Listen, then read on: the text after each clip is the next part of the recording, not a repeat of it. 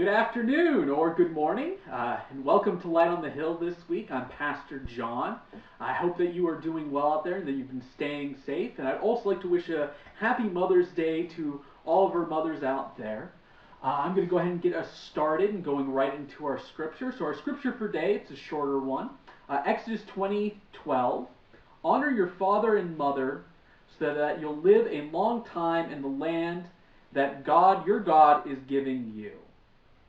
So this, of course, is one of the Ten Commandments, and it is a commandment that obviously I think a lot of us have probably heard, and sometimes have probably heard used to kind of justify always listening to your parents specifically. But this idea of honor that's in there is a bit of a bigger sort of concept.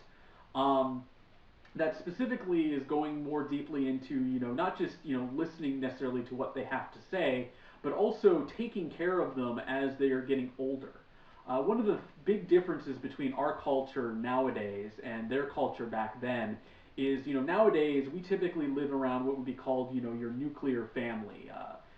Father, mother, daughters, sons, so on and so forth. You don't have, necessarily relatives like grandparents or cousins or aunts or anything like that living together. But back then, you typically did have your family all living together in one place, and so cousins would be around each other, and parents, more importantly, would be taken care of throughout their entire lives. They would be within that family.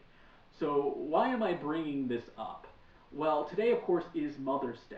And I know many of you out there are probably, hopefully, doing something with your mothers or with your grandmothers. And if you aren't, I would very, very much like to encourage you to at least take some time and call them up and just have a conversation with them. And I think this is especially important when it comes to, if you have a mother who is more elderly or, for my age group, grandmother. One of the things that in my past that I did, one of the big jobs that I worked at for years was at a retirement community.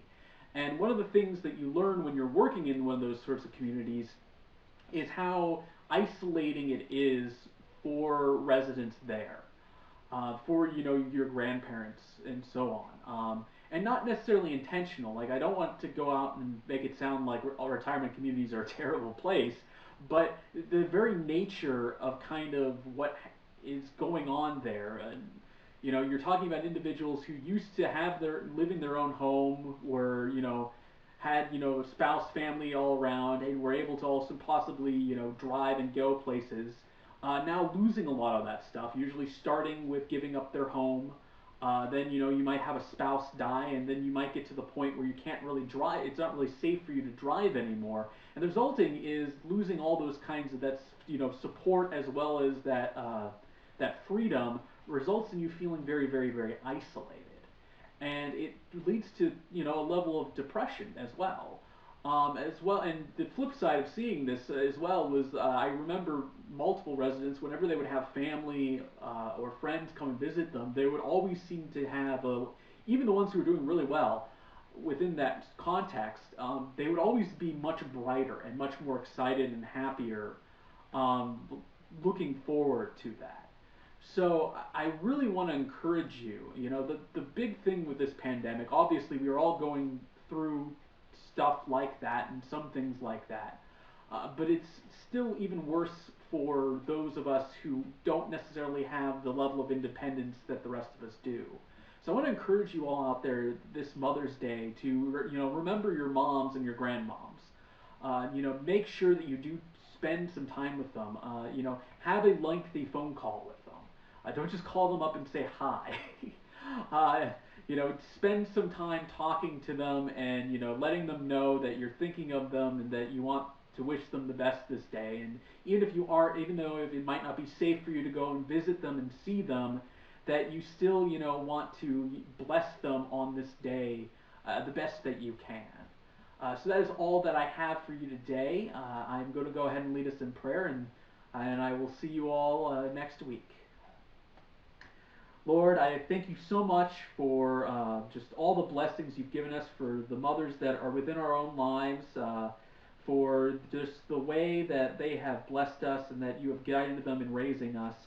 I just pray for all of us as we are facing this pandemic. I just pray that you will protect all of us out here. That you'll especially protect our workers on the front lines, that you will be with them, that you will also give them wisdom on what to do to handle this. Lord, I also pray for those who are affected by COVID-19. I pray that your healing hands will be on them, and that you will get that they will get better, and that they will beat this disease. And finally, Lord, I just pray for all of us, for those of us who have lost mothers, that you will just be with us during this holiday, especially if it's the first one, and that you will support us at this time. In your name, amen.